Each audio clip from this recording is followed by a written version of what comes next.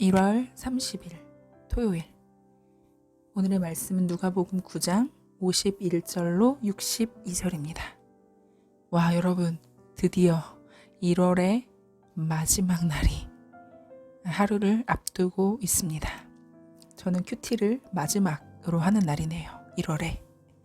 자, 오늘 한 달 동안 말씀 안에 거하신 여러분들께 더욱더 주님의 돌보심과 만지심, 그리고 하나님의 뜻 가운데에 온전히 서가는 믿음이 확고해지시길 축복하고 기도합니다. 자, 오늘의 말씀, 베드로의 신앙 고백 이후 예수님은 순한 예고와 함께 예루살렘에 가야 할 목적을 말씀하십니다. 이제 본격적으로 예루살렘을 향한 여정을 시작하는 것이죠. 예수님은 승천 장소인 예루살렘에 가기로 굳게 결심하시고 가는 도중에 먼저는 요한과 야고보에게 그들이 생각하는 잘못된 제자도를 교정해 주시고, 또 3명의 제자 후보에게 제자로 산다는 것이 무엇을 의미하는지 가르치십니다. 특히 이 누가복음을 기록한 이 누가는 51절에 예수님께서 승천하실 기약이 찼다고 이야기합니다. 죽음과 부활도 있는데 왜 이 승천이라는 단어를 썼을까요? 먼저 승천이라는 단어는 헬라어로 아날렘프시스라는 단어인데 올림받음이라는 뜻이에요. 예수님은 죽음과 부활을 통해 하늘로 올라가시잖아요. 그래서 이 아날렘프시스는 승천뿐만 아니라 죽음과 부활도 내포하고 있는 것이죠. 하나님 나라의 복음은 예수님의 죽음과 부활까지만이 아니라 죽음과 부활을 통한 그리스도의 통치입니다. 그래서 하나님의 우편에 앉아 통치하시기 위해 예수님께 승천하신 것은 너무나 당연한 일인 것이죠. 자, 이제 예수님과 제자들은 사마리아인의 마을로 지나서 예루살렘으로 가시려고 합니다. 자, 이제 그 이스라엘의 팔레스타인 지역의 지도를 여러분 보신 분들은 알겠지만 위쪽, 북쪽이죠. 북쪽이 갈릴리가 있는 지역이고, 그리고 맨 아래쪽이 유대 땅이에요. 근데 그 가운데에 사마리아 땅이 있습니다. 그런데 이 사마리아인들은 예수님과 제자들을 배척해요. 역사를 알면 그 이유를 아는데요. 우리가 솔로몬 시대 이후에 남유다와 북이스라엘로 보면 구약이 이렇게 나뉘어져 있잖아요. 그런데 그 뒤에 북이스라엘은 아수르인들에게 망하게 됩니다. 그런데 이 아수르인들의 정책은 혼혈 정책이었어요. 북이스라엘 사람들이 아수르인들과 함께 결혼하게 만들어서 혼혈인을 만든 것입니다. 그러나 남유대인들, 이 남유다 사람들은 바벨론 포로로 끌려갔을 때 그 사람들과는 결혼하진 않았어요. 결혼했더라도 에스라 느헤미야 시대 때 다 바벨론으로 돌려보냅니다. 이 남유다인들은 그들만의 독특한 선민의식, 그리고 거룩, 정결, 이것을 유지하기 위해서 그런 선택을 한 것이죠. 하나님 앞에 더욱더 정결하게 살기 위해서였습니다.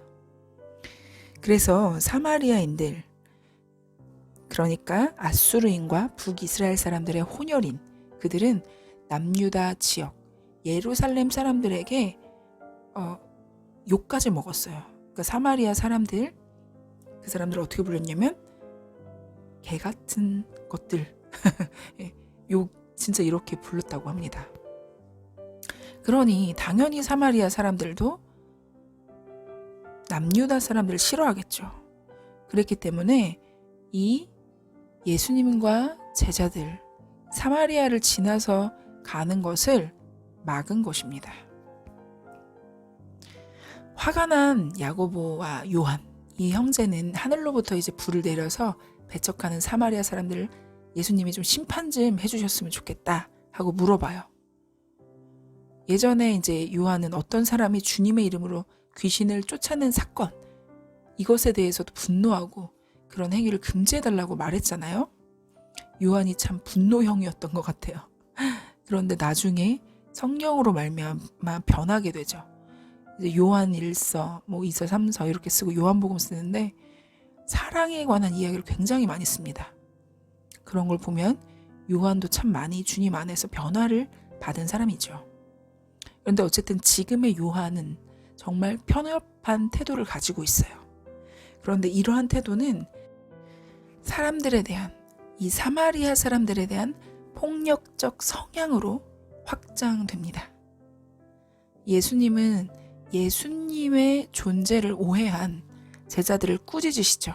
그리고 다른 마을로 돌아가십니다. 빙 둘러서 간 것이죠. 이 제자들은 예수님을 진짜 이 현실 세계의 진짜 왕이 될 분으로 인식했지만 예수님은 왕이 맞긴 맞는데 사실은 고난받는, 죽으러 오신 분이시죠. 우리는 예수님을 어떤 존재로 생각하고 있을까요? 그저 내 소원을 들어주시는 분, 내 문제를 해결해 주시는 분, 이렇게만 생각한다면 큰 오해를 하고 있는 것이죠.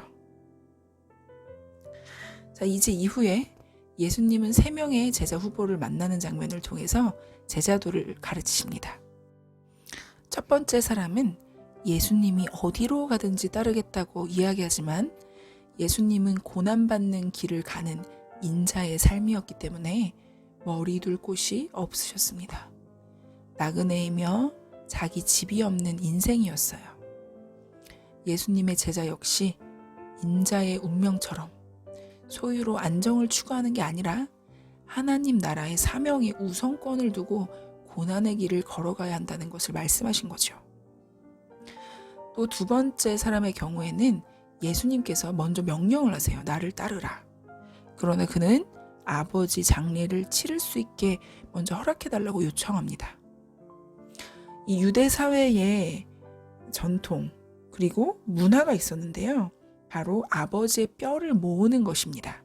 이게 자식의 의무였습니다. 부모를 공경하는 것, 유대 사회에서 정말 중요한 덕목이었기 때문에 그 사람의 요구는 마땅해 보였어요. 그러나 여러분 다 아시죠? 아무리 이 사회에서 추구하는 덕목 중요하더라도 더 중요한 것이 있습니다. 바로 주님을 따르는 것이에요. 그런데 사실 그는 아버지의 임종을 지켜보게 해달라고 요청한 게 아니에요. 유대 사회의 장례는 우리가 생각하는 장례랑은 조금 다른데요. 사람이 죽어서 이제 관에 들어가고 또 관에 들어가서 며칠 동안 그 죽음을 기리는 것, 이런 장례, 그 사람이 이야기하는 장례는 이런 장례가 아닙니다. 유대인의 장례는요, 먼저는 처음으로 그 매장을 하잖아요. 그런 다음에 그 매장한 이후에 12달 정도를 계속 슬퍼해요. 죽음을 위해서. 그리고 이제 팔레스타인 지역 자체가 너무 더우니까 시체가 금방 부패합니다. 그리고 1년이 지난 다음에 뼈만 남게 되는데 그 뼈를 모았어요. 그리고 그 뼈를 모아서 가족묘, 이제 이스라엘 사람들의 가족묘는 굴이거든요. 동굴 같은 굴. 근데 뭐 그렇게 크진 않더라고요. 저희가 한번 봐봤는데. 근데 어쨌든 그곳에 있는 조상들의 뼈와 합쳐요. 이게 두 번째 매장입니다. 그래서 이 두 번째 매장의 날은 정해져 있기 때문에 이 두 번째 제자는 이야기한 거예요. 그 시간까지만 예수님을 따르는 것을 연기해달라. 이렇게 부탁을 한 것이죠. 이 풍습은 이미 1세기 이전에 많은 문화권에서 행해졌던 풍습이에요. 그런데 주님이 말씀하십니다.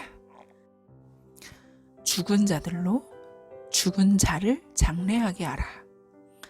자, 이 말씀은요, 우리가 방금 살펴본 이스라엘의 장례 문화에 맞는 비유적 말씀입니다. 죽은 자들은 무덤에 있는 죽은 자들 혹은 조상들의 뼈를 의미해요. 가족 묘에 있는 다른 뼈들로 아버지의 뼈를 다시 매장하도록 두라라는 뜻이죠.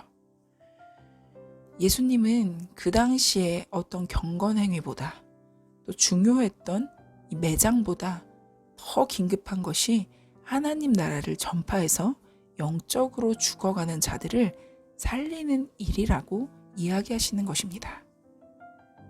마지막으로 세 번째 제자 후보. 이 사람은 가족에게 작별 인사를 하고 나서 예수님을 따르겠다고 말합니다. 그런데 예수님은 손에 쟁기를 잡고 뒤를 돌아보는 사람은 하나님 나라에 합당하지 않다라고 경고하세요. 사실 이 세 사람 모두 다 당시 문화에서 타당성이 있고 윤리적으로 칭찬받을 만한 사람입니다. 그런 것들을 요청해요. 그리고 이들은 모두 예수님을 따르겠다는 적극성을 이미 보인 상태지요. 하지만 예수님은 이 세 가지의 예를 통해서 제자라는 것이 얼마나 험난한 길인지 보여주고 있고 예수님의 부르심에는 절대적인 가치가 있음을 강조합니다. 그래서 누가복음 9장 23절 우리 지난번에 살펴보았잖아요. 자기를 부인하고 날마다 자기 십자가를 지고 따르는 그런 삶의 원리, 그런 실제를 오늘 이 세 제자의 모습을 통해 예수님께서 말씀해 주신 것입니다. 그럼 우리에게 적용해 볼까요? 먼저 제자들이 사마리아인들에 대한 태도를 통해서 우리도 생각해 봐야 할 것이 있습니다. 저 사람이, 저들이 나를 거부해도 나는 그들을 어떻게 대해야 하는가? 사실 거부당하면 분노가 납니다. 분노에 사로잡히면 그들을 정죄하고 싶어져요.